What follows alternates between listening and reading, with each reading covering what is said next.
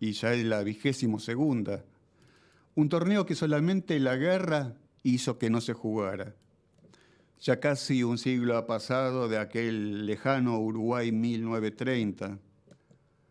Cada copa dejó anécdotas, mitos, leyendas, historias, que sumadas y puestas en contexto, también están contando la historia del deporte, en este caso de las copas mundiales de fútbol.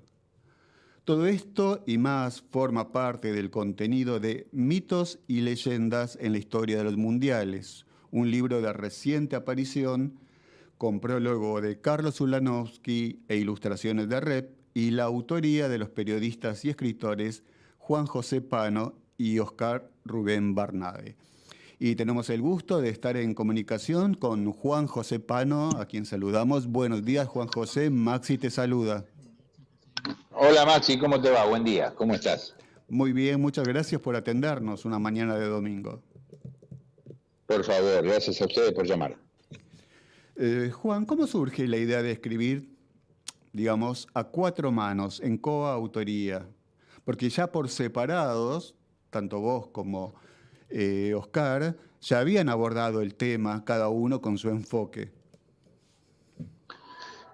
Bueno, justamente lo que hicimos fue recuperar lo que cada uno de nosotros había hecho. Nos sentamos a tirar paredes, porque en términos futboleros uno se pasa la vida haciendo eso, tirando paredes, ¿no? Uh-huh.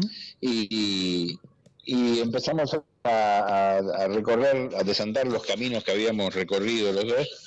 Empezamos a encontrar puntos en común, diferencias, empezamos a ver que había algunos mitos que debían ser revisados, había algunas leyendas que también, y bueno, y empezamos a ver todo esto, nos repartimos después la tarea, decidimos no hacerlo cronológico, sino hacerlo como contando historias. Yo Ajá. digo que salvando las distancias, salvando los abismos, el libro es como las 1001 noches de los mundiales, ¿no? Nos sentimos interpelados a encontrar en cada uno de los capítulos algún atractivo, alguna historia interesante que consiga atrapar a los lectores y que los invite a llegar a la siguiente historia, ¿no? Que a veces tienen algún orden, pero por lo general no, son historias dispersas. Podemos saltar del Mundial del 30 al Mundial del 78 y de ahí al del 2014, digo, con naturalidad, porque uh-huh. El enganche está dado a partir del interés que dan las historias. Oscar Barnabe es un gran estadígrafo, además, maneja muchísimos datos, tiene muchos datos de todo tipo, y este es un valor importantísimo para el libro, ¿no? Bueno, nos juntamos un día, empezamos a tirar puntas, y después, bueno, todo lo demás siguió en conversaciones, en encuentros y conversaciones telefónicas y en chateos. Encontré esto otro, ¿qué te parece esta otra cosa? Y la verdad es que lo disfrutamos muchísimo, es placentero trabajar con alguien como Oscar Barnabe, que además de un amigo es un gran tipo. Uno de los temas que más controversia ha generado tiene que ver con la transparencia de las elecciones en cuanto a sedes, incluso algunos partidos de resultados o de incidencias sospechosas, con resultados que generan dudas. ¿Pudieron averiguar algo sobre eso? Sí, por supuesto, Oscar hizo todo un repaso de la elección de las sedes, cómo fueron manipuladas algunos encuentros de la FIFA, cómo fueron desvirtuadas, cómo se fue desvirtuando la idea de que un mundial en Europa y otro en Sudamérica, cómo el poder económico pesa, y también buscamos cuestiones vinculadas con algunos partidos. El que más el mito más grande, más fuerte que sobrevuela los mundiales, por lo menos para Argentina, es el del partido contra Perú en el Mundial del 78, el 6-0 contra Perú. Claro. Y bueno, y ahí digo, hay muchos capítulos en que uno prefiere la leyenda antes que la refutación de la leyenda, ¿no? Uh-huh. Pero a veces hay leyendas que merecen ser refutadas y esta es una de ellas, porque subyace la idea de que el partido estaba arreglado y nosotros tenemos la sensación de que si bien hubo cosas raras que tenía que hacer Videla en el vestuario de los peruanos antes del partido, hay una serie de factores que hacen pensar que no hubo ningún arreglo, o en todo caso que bien pudo haber sido que Argentina ganara por las de la ley, Uh-huh. porque hay muchos factores que intervinieron en ese partido. En primer lugar, el reglamento tenía un problema muy serio porque Argentina jugaba con Perú después de que jugaran Polonia y Brasil en la misma zona de la que participaban, y eso hacía que Argentina supiera ya en el momento que tenía que jugar con Perú que estaba obligada a hacer 6 goles, a 4 goles, no 6, 4 goles tenía que hacer. Y después hubo 2 jugadas, que un tiro en el palo y otro tiro que pasó muy cerca del poste en el comienzo del partido de los peruanos, que pudo haber cambiado la historia tranquilamente.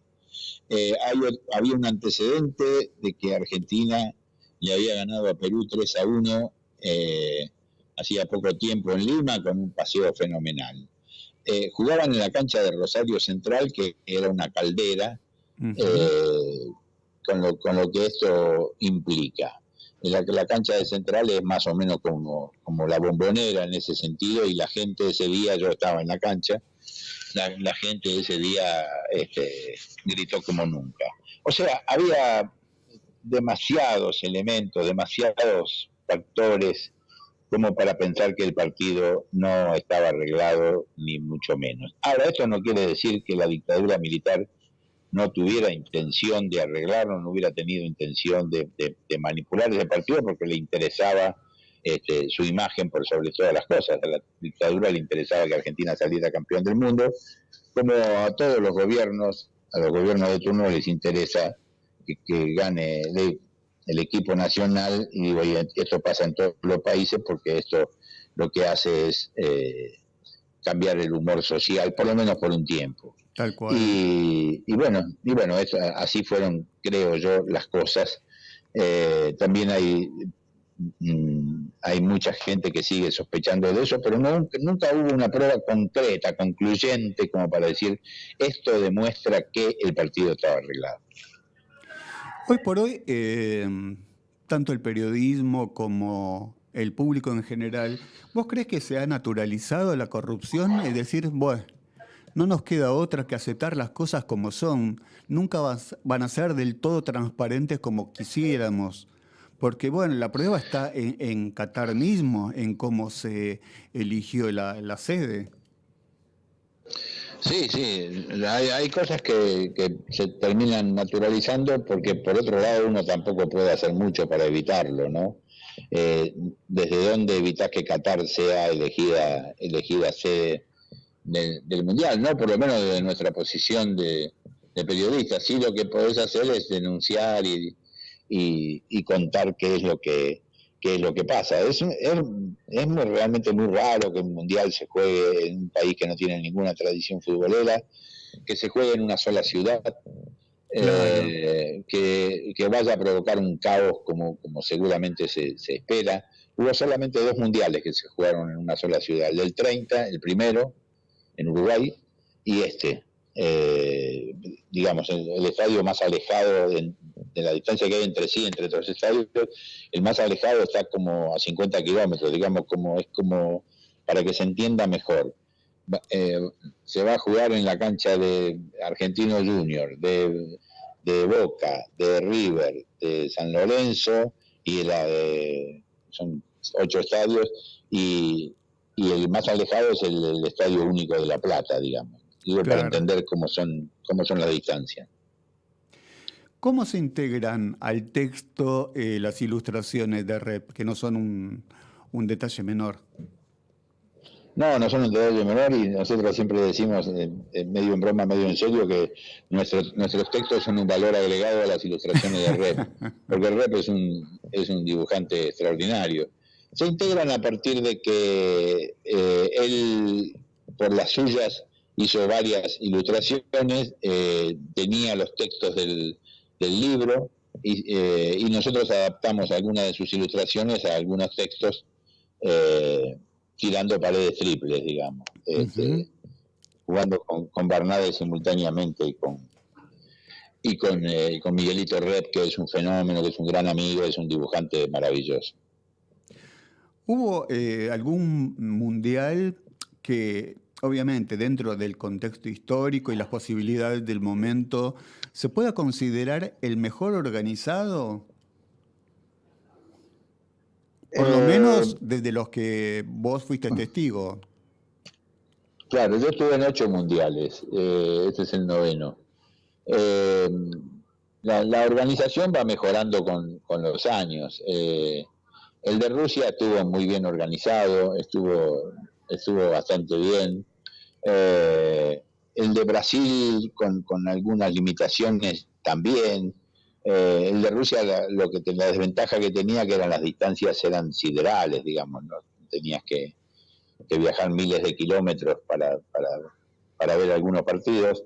El de Brasil también tuvo distancias largas, pero estuvo en general bastante bien organizado. A mí me gustó mucho el de Alemania en el 2006. Ujú. Lo disfruté mucho, pero esto es una cuestión casi personal, porque ahí teníamos la posibilidad, los trenes, para los periodistas los trenes eran gratuitos, y en cualquier distancia que hicieras.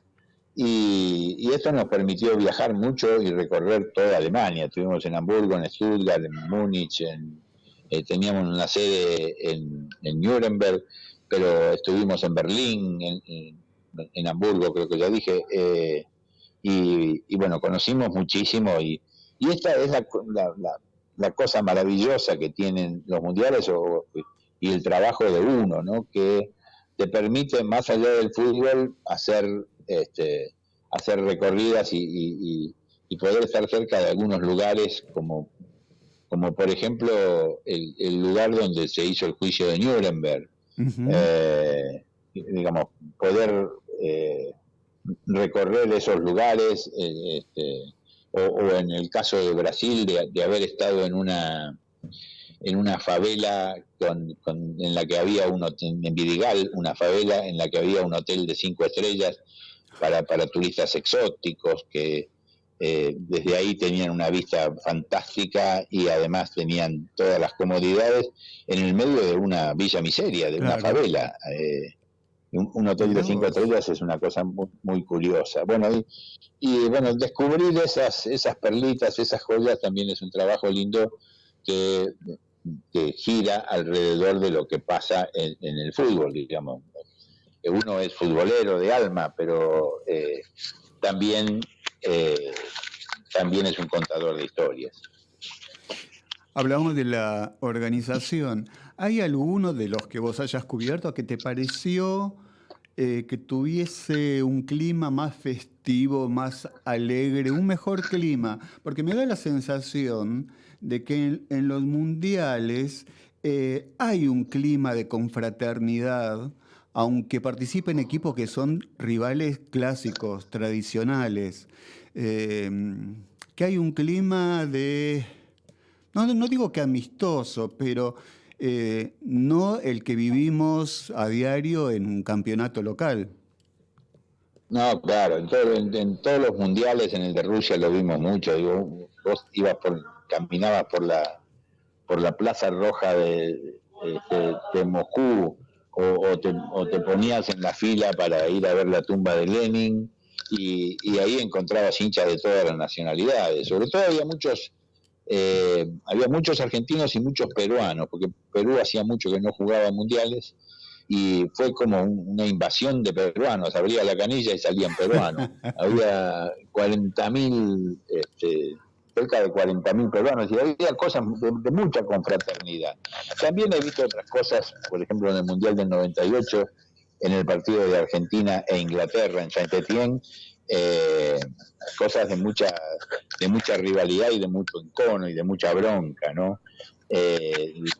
Entre los hinchas argentinos y los hinchas ingleses. Se agarraron a trompadas ahí en Saint-Étienne, y bueno, y eso lo había vivido también en otro mundial, en un mundial juvenil en Australia en el 81, que también los hinchas argentinos y los ingleses se mataron a palos. Estas cosas también pasan, y pasan cosas de mucha confraternidad como había en Brasil, y pasan cosas espantosas como la burla permanente a los brasileños de parte de sectores argentinos, del medio pelo argentino. Así es. En el Mundial del 2014, cuando salían a burlarse de la lesión de Neymar y esas cosas, ¿no? Y ese Brasil, decime que se siente que sonaba muy, muy agresivo, justamente contra tipos que nos han ganado casi siempre, digamos, en instancias importantes. En fin, hay de todo, pero sí hay mucho clima, sí hay mucha confraternidad, los tipos se ponen peluca, digo, se vive un clima muy, muy, muy especial. Yo lo viví mucho también en Alemania, eso porque había estado, estuve en los dos mundiales que se hicieron en Alemania, en el 74 y en el 2006. Y en el 74 lo que se daba era que, bueno, los tipos venían del Holocausto, venían de ser condenados por el mundo, era un clima de pesadumbre en el medio del mundial. Y en el 2006 creo que liberada las culpas fue otra cosa, fue una fiesta el mundial, lo vivieron, más allá de que Alemania no llegó a la final, lo vivieron con un fervor y con un entusiasmo y con un deseo de mostrarse amigables extraordinario. Tanto vos como Oscar pertenecen a una generación que vivió, a ver, ese quiebre, ese antes y después de la explosión de la informática, de las comunicaciones. Era algo que también conversábamos con Alfieri, el fotógrafo, cuando nos hablaba de cuando se trabajaba con material analógico y las posibilidades que brinda la tecnología al ser digital. Vos también, me imagino, habrás vivido ese pasaje, ¿no? Sí, por supuesto, por supuesto. Y también lo he compartido con Ricardo Alfieri. Con Alfieri cubrimos el Mundial del 78 y también el del 82 en España, en la revista El Gráfico. Y eran tiempos en que uno tenía que mandar las fotografías, ellos mandaban las fotografías, lo habrá contado él, con sobres que iban en los aviones, y a veces nosotros también teníamos que mandar nuestras notas, o lo hacíamos con teletipo. Hoy hablas de la teletipo y no se entiende qué es. Digo, vos tenías que, con una especie de máquina de escribir grande, se tipeaba primero todo el material, y luego eso se convertía en una especie de cinta perforada, un papelito, una cinta en la que estaba grabado todo lo que habías escrito, y luego tenías que mantener una conversación telefónica a través de la cual eso se enviaba a otra máquina que lo recibía en el lugar de origen. Y a veces uno tenía que, pedías una comunicación telefónica y tenías, se hacía a través de operadora y tenía 6 horas, 7 horas de demora. Es inconcebible hoy con la velocidad de la comunicación. Ahora las cosas se cuentan antes de que pasen prácticamente. Y ahí tenía que esperar mucho tiempo para poder contarlas. Después, bueno, se fue modificando.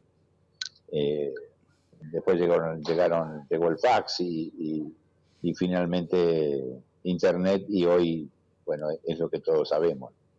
Pero lo importante en cualquier caso, antes y después, sigue siendo el contenido. Si no tenés nada para decir, por más tecnología que tengas, no, no te va a ayudar la tecnología.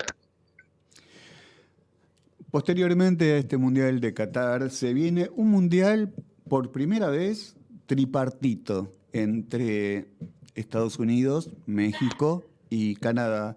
¿Cómo lo ves vos esta forma de organizarlo? Complicado lo veo. Va a ser, va a ser raro, va a ser difícil. Pero bueno, a mí me gustan más cuando los mundiales se hacen en un solo país. Pero también me gustaría que se vuelva a hacer en la Argentina, y parece que la única posibilidad de que se vuelva a hacer en Argentina es si además se suman Uruguay y Paraguay. Y en ese caso me gustará que se haga triple, aunque no sea solo aquí. Pero me parece complicado esto de hacerlo en más de un país, porque además las distancias son muy largas, son países muy grandes. Los tres, sí. Canadá, sí. Los tres son países enormes. Canadá es el segundo país en superficie del mundo, es más grande que Estados Unidos mismo. Y bueno, y México también es grande, así que es una complicación. El único antecedente que ha habido hasta ahora es Corea-Japón, y bueno, están muy próximos, son países de poca superficie, así que la cosa era totalmente distinta en ese caso. Claro, era distinto. Es un recuerdo muy malo para Argentina, Corea, Japón, que uno lo trae a colación porque en el 2002 no nos ha ido bien en los mundiales jugados en años terminados en 2, digo yo como cabulero. En el 62 Argentina quedó eliminada en la primera ronda. En el 82 fue como gran candidato y fracasó en la segunda ronda. Y en el 2002 fue también tan gran candidato como ahora, digamos, había generado un entusiasmo muy grande aquel equipo, estábamos todos muy manija con aquel equipo de Bielsa, porque había ganado las eliminatorias muy bien, y bueno, y terminó también en la primera ronda, con un triunfo, un empate y una derrota. Y los mismos resultados del 2018, solo que en el 2018 alcanzó para clasificarse. Pero en aquel momento no alcanzó, en el 2002 no alcanzó, el equipo se volvió en primera ronda y lo terminaron matando a Bielsa, que era un fenómeno hasta ese momento y era un desastre después. ¿Cómo puede llegar a pasar con Scaloni ahora si Argentina, por una de esas desgracias, llega a quedar afuera, ¿no? Cuando tuvieron desplegada toda esa información que iba del 30 hasta el día de hoy, ¿qué sensación surgió o reflexión? ¿Qué le generó ver desplegada todo 80 años aproximadamente, casi un siglo de Copas Mundiales? La primera sensación que nos dio fue la de alivio. Uy, terminamos. Pudimos hacerlo. Pero bueno, la sensación es esto que te decía antes, ¿no? De revisar y ver que está bueno, que hay historias interesantes, que hay mucho para leer, hay mucho cruce con la literatura, mucho cruce con la música, hay mucha historia, mucha curiosidad, y nos dio mucho placer poder hacerlo. Y la sensación es que ver el libro terminado, decir qué lindo, quedó bueno el libro, quedó bien.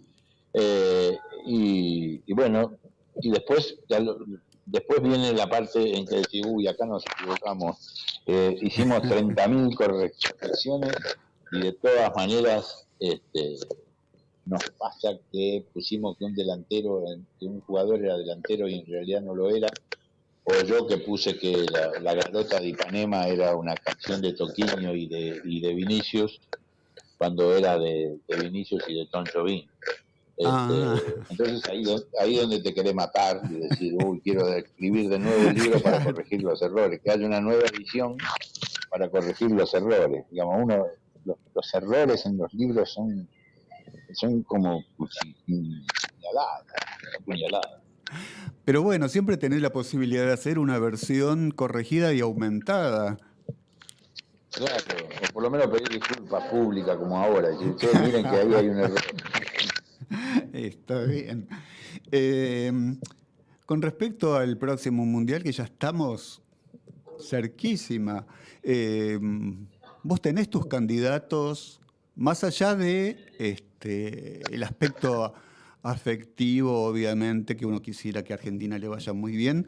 ¿Cuáles son los principales candidatos que ves que podrían estar disputando los 4 primeros puestos?